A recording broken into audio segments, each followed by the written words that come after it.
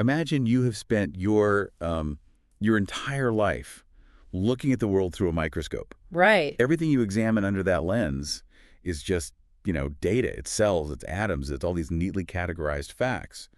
And you feel like you have a pretty solid grip on reality because, well, because everything in your field of vision can be quantified, measured, and filed away. Oh, absolutely. I mean, it is a very comforting way to view the universe. We naturally crave that kind of precision, right? Yeah, We want to be able to put things into boxes, to label them, and to understand the literal mechanical ways they operate. That is really the very core of the scientific approach. but then someone walks up, gently takes that microscope away from you, and instead they hand you a single written word, a delicate melody, and a painting of a mountain. Quite a pivot. Right? And they tell you, if you really want to understand the profound truth of life, you need to put down the data and start right here. And that is the exact premise we are exploring today in our deep dive into a March 2023 piece by the author Swifting, titled The Treasures of Chinese Culture: Characters, Music, and Landscape Paintings. Yeah, it's a fascinating text. The essay claims that Chinese culture inherently lacks a scientific spirit or elements of science,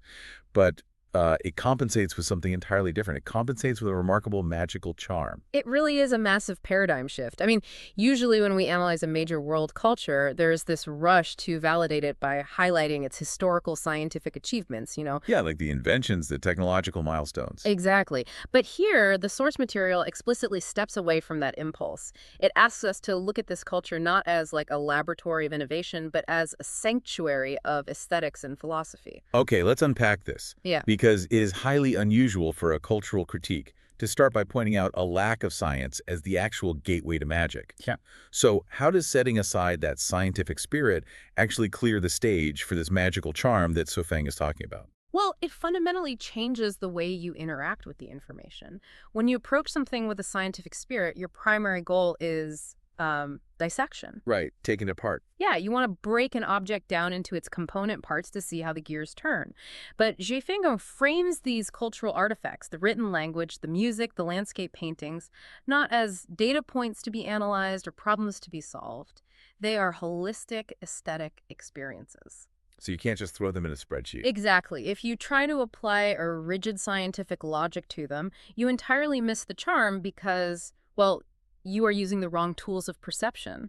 Setting aside, the science allows you to experience the art as a profound functioning tool for understanding life. I love that. So we are trading the microscope for a mirror, essentially. Oh, God. We're moving from the broad premise of this magical charm directly into the absolute foundational building block of a culture, which is its written language.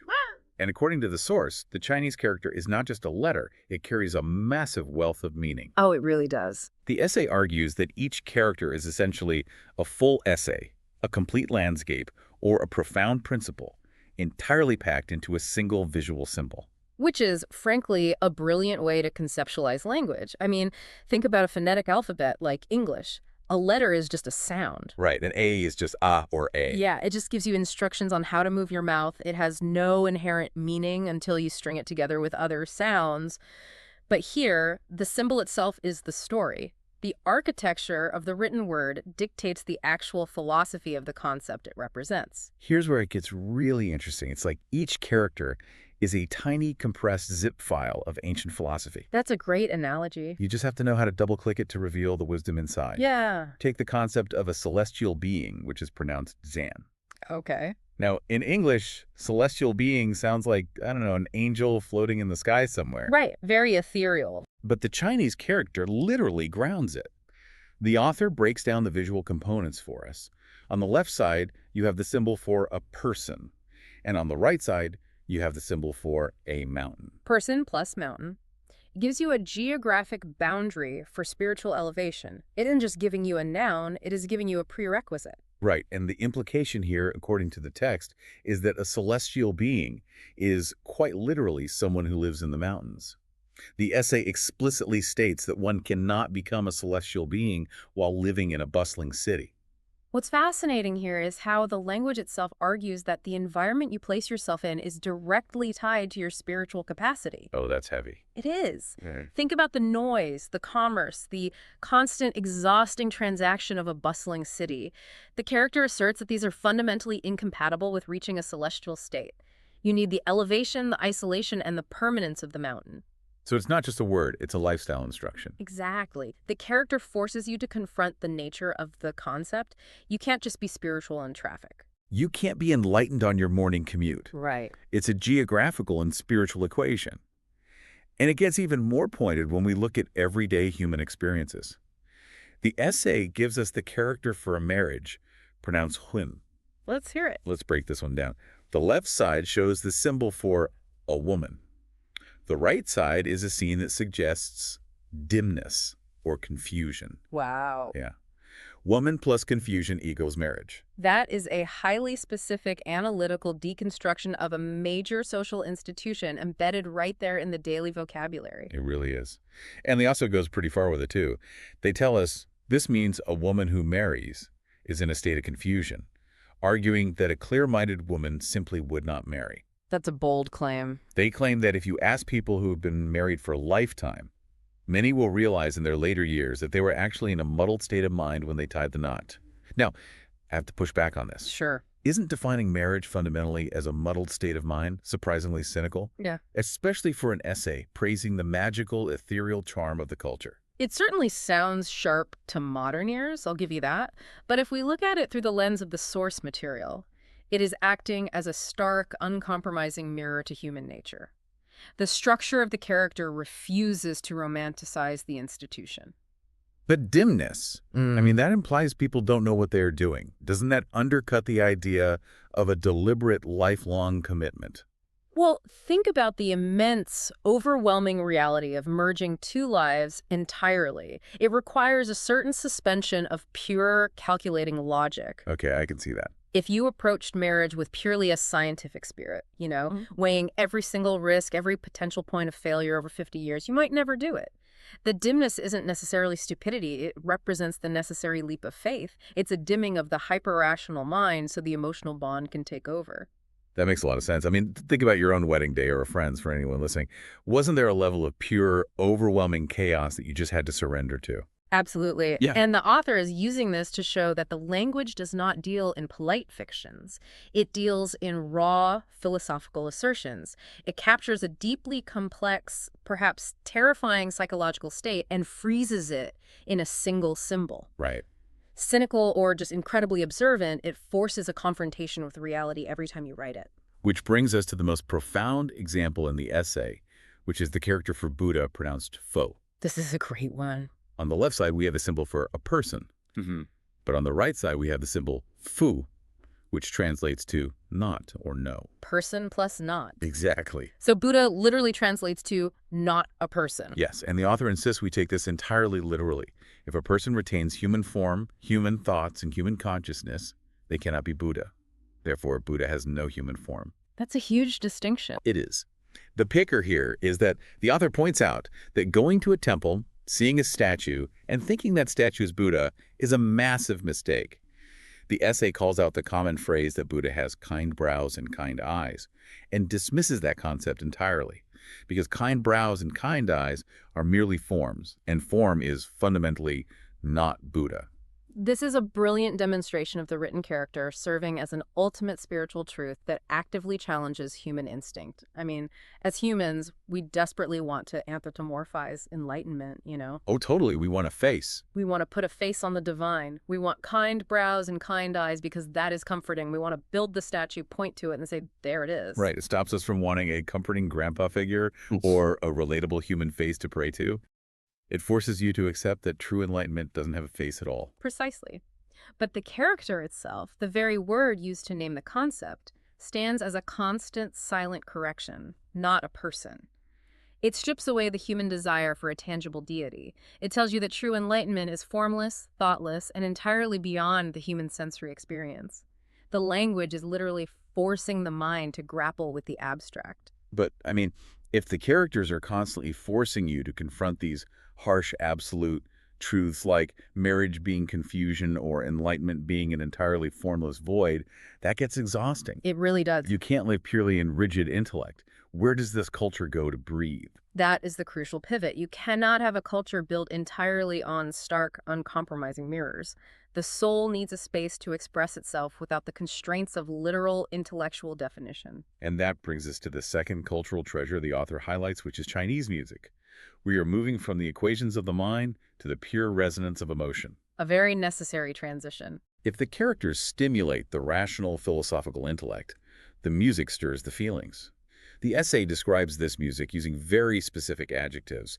It highlights the remarkable nature of Chinese music by describing its melodies as graceful and its emotions as delicate, profound, subtle, beautiful, and elegant.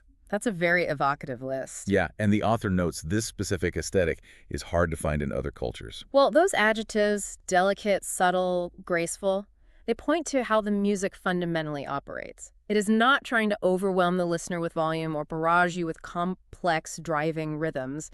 It achieves its emotional impact through elegant restraint. The author actually grounds this by naming specific masterpieces in the text. We have the moon reflected on the second spring, Spring River in the Flower Moon Night, three variations on Plum Blossom, and the Butterfly Lovers. Classics. I want to pause on those titles because they don't sound like typical symphonies, they sound like captured moments. They are deeply rooted in nature and subtle environmental shifts, and that is how the music functions mechanically. Think about the moon reflected on the second spring. Okay. The music isn't trying to describe the moon scientifically.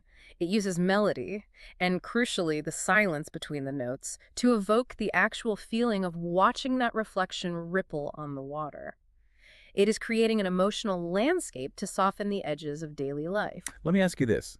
If the written characters are the strict philosophical rules, the architectural blueprint of the culture, is this music acting as the cultural counterweight, like flowing water softening a rigid stone?